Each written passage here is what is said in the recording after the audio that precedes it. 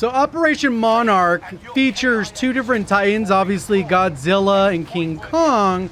But today we're going to talk about why this was overall, in most people's opinions, a flop. Is the marketing did not match what the end result was. Everything about the marketing showed that, hey, you know what? You're going to have King Kong versus Godzilla. It's even in the name of the event. And that is the opposite of what happens. You land, they don't interact in any way. And a lot of times they're not even close enough where you could use one's ability on the other, although there are cases where you could definitely do that. It's just not necessarily practical.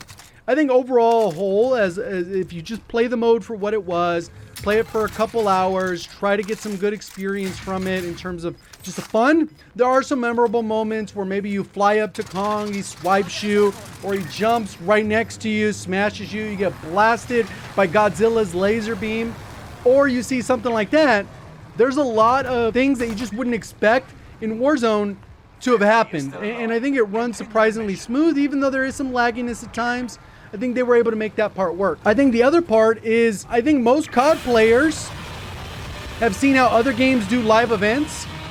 And dang, both of these guys are flying. What's going on? The guy just crashed into the ground.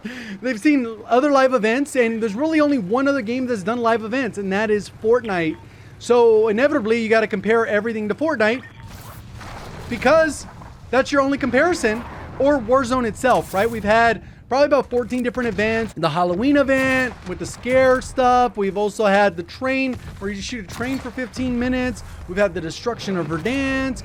We've had the 80s heroes, action heroes, and there's been some cool ones in the mix, but nothing's really ever been a live action event like Fortnite does, where basically there's no interaction between players in terms of being able to shoot each other, and you just participate in the event. I think a lot of people would have preferred just to have that event. This dude just got smacked. What the heck is he doing? He's like a foot away from Kong. But I think most people expect that to have that kind of live event, and I don't think COD will ever do that. And people will be...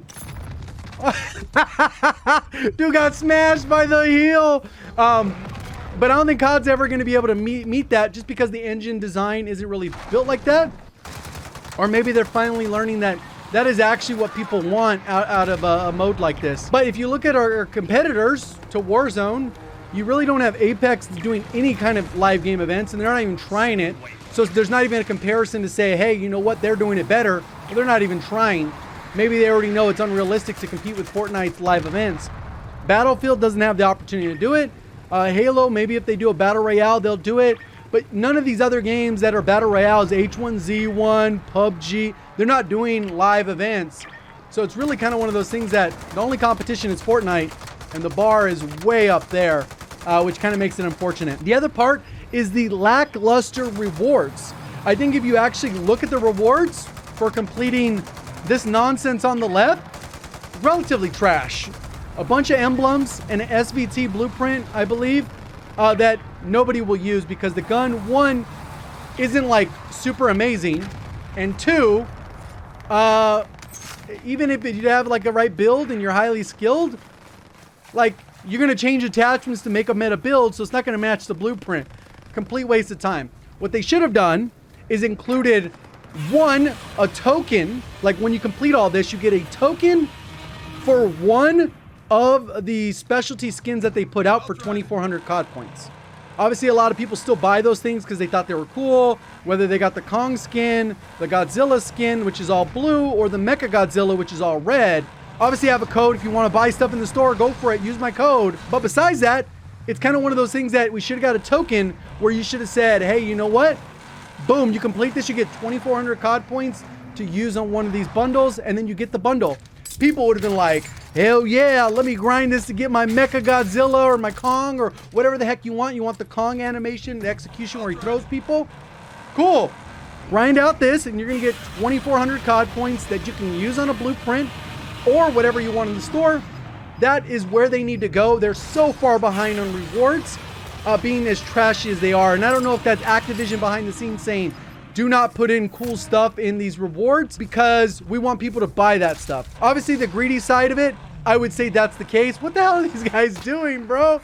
He's trying to get... He's getting his right tech like he's firing a mile. How far is he from here? But at the end of the day, the rewards aren't worth getting, right? And even if you make the rewards amazing, is the gameplay worth actually unlocking those? Will it be enjoyable? Will it be fun to actually do any of that stuff? I don't know. But I would tell you, I would be more motivated to do it than for an SVT, which is complete garbo. So there's that part of it. I already mentioned it, but the key element was the fighting. I feel like there should have been choreographed fighting elements where maybe they come together, they hit each other, but they don't have like a victor. And then maybe after you get a win, there'd be a series of 4 different cutscenes. So that if you won once, you can get Godzilla getting smacked around by King Kong. If you win another time, King Kong smacking around Godzilla. Another time, maybe like they just fight each other and it's a draw. Or maybe Mecha Godzilla comes out of nowhere and then it would just be cutscenes. So you wouldn't even have to like incorporate. It would be fully choreographed and you'd see some cool stuff. And then you'd be like, hell yeah. Oh, I wonder if there's a different one. And then you would play again. And even though that's like minor, that would be enough for people. Some people still wouldn't be happy. That's the reality of it. With gaming, there's always a group that will be unhappy, unsatisfied, no matter, because by doing something else, you're automatically catering towards a different group, right? The other part of it for me is, these events, one thing that really helps Fortnite out, this guy's getting smoked, man. What are these guys doing? This guy's just sitting in the plane the whole time. His team might be first though, right? Well, I don't know what these guys are doing, but there's not a lot of reason to come back and try the game for the first time. And there's a lot of work to actually stay up to date in Warzone because the meta shifts, even though in general the brand is still good or whatever. But overall, the meta does shift over time.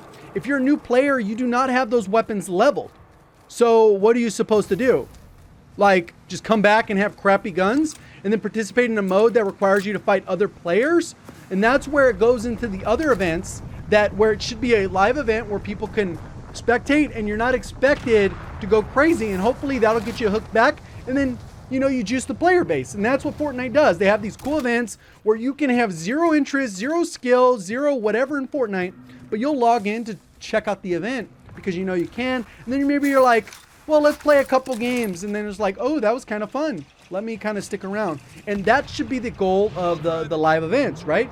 It should be one of those things that you're trying to help players out get back into the game that maybe have stepped away for a while. Because I still get a lot of comments where people say I run into hackers every single match. It's like, bro, show me a COD tracker. We look it up, they haven't played in months. It's like, well, Ricochet's much better than it was a few months ago, and especially much better than last year. Are there still cheaters and hackers in the game that you'll run into? Definitely. But the number is way, way, way lower. Maybe 1 in 50 games like that. If you actually look at their COD tracker, look at their stats, if they aren't a new account, they're not aimbot, whatever, there's people that will exist. Maybe you feel someone's fishy. That's not the same as thinking somebody's actually a cheater, right? But they do exist. And then I'm really surprised that it was able to function as well as it is. I mean, that's obviously a plus. Like, I didn't really have, in the 4 matches I've played, obviously I'm being on PC, I don't have any graphical issues. There was a little bit of jittering on some parts of the match, but I think that could just be the connectivity of the lobbies, which could sometimes be chalk. But the actual function of King Kong and Godzilla, when you get that weapon, work really well. And they're a lot of fun to actually control and use those blasts to cover an area. There's a lot of fun to it, but you got to be open to fun. I saw a lot of streamers that when they were live doing the event, they were actually having some fun, but then they got off the mode rather quickly, and then they just went to the regular one because whether they do wagers or they're playing competitively, they already got the content they needed. But they were very quiet on Twitter. Like obviously there's people bashing it saying this event's garbage, total L, worst event we've ever had, even though we've had the train event and a few other events that you can't even remember because of how bad they were. This one's better than those, but still has a lot of room to improve, right? But there was a vocal group of people on Twitter just saying it was absolute garbage. And I don't think it was absolute garbage. I think the events could be significantly better, and that's obvious, but garbage is a little bit of a stretch. It's an LTM. You're supposed to have fun. This is like multiplayer adding sticks and stones infected, one in the chamber.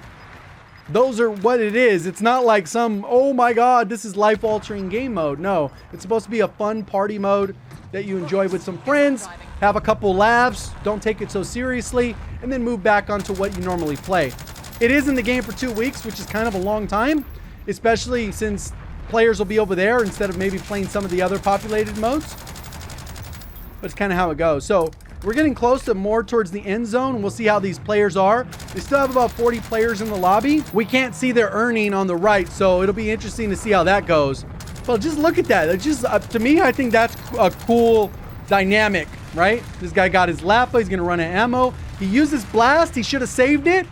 I think this blast should definitely be used in the final zones unless you feel like you're about to die, because when you pull this thing out, you're basically stationary and screwed. Where did he end up blasting? So he ended up blasting the edge of the map, but there's still a lot of edge to rotate, so kind of a waste. He just got landed on too. The boulder's going to be coming for him. His homeboy's going to be dead. Green's going to die here. He's trying to get another one of these. Ah, Green got hit, but he didn't die.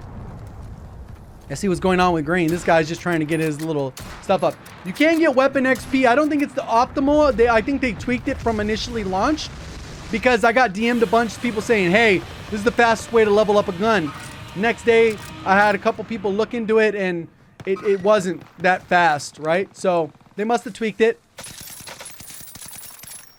The rails, bro. They're not going to give you aim assist. What's going on? He got a kill. Respawns are still in play. That guy bled out.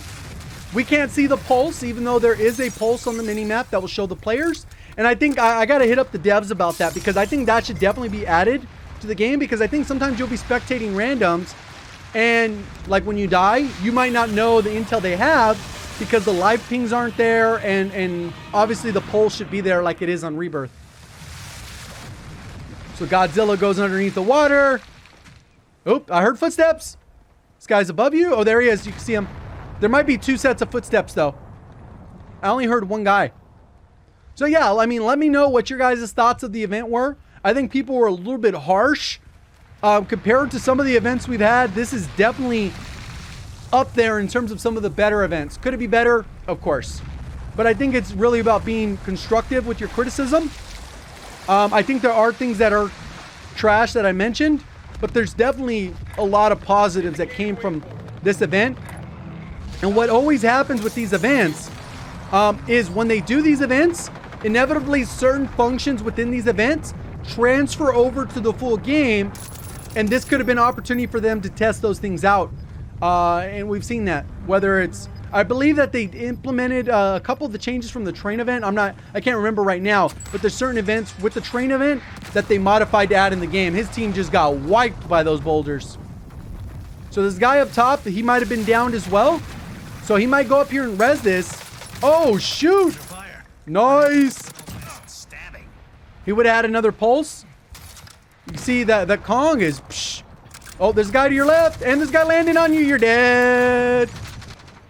Game over. What is this? That's the loadout, bro. Is that a sniper support build for this? What is that, bro? Oh my God, the mobility on that's gotta be bad.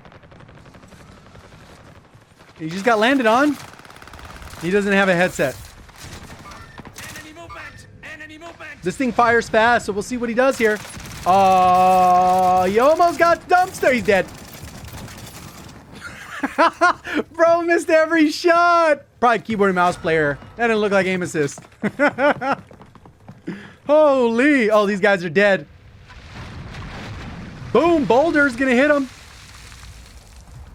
So this guy needs like 300 cash. Are there any buys? There's a buy still in the zone. Boulder's coming in hot. There's somebody on the outside that shot at him. LC10. Still viable. Oh, he's got to get the hell out of here. Move. Get out of here, bro. No, you're dead. Ah. Is he going to get out? I don't think he's going to be able to get out. He made it. Holy. So, oh, he's so screwed. There he is. Get to cover. Nice. All his teammates left, so he was probably playing with randoms. Boulder's gone. Now you can go ahead and push back. He doesn't have a stim or anything, but he can get back. No plates. Really in a bad spot. He's got to watch out because the blast is coming in from Godzilla. He got some 3 plates here.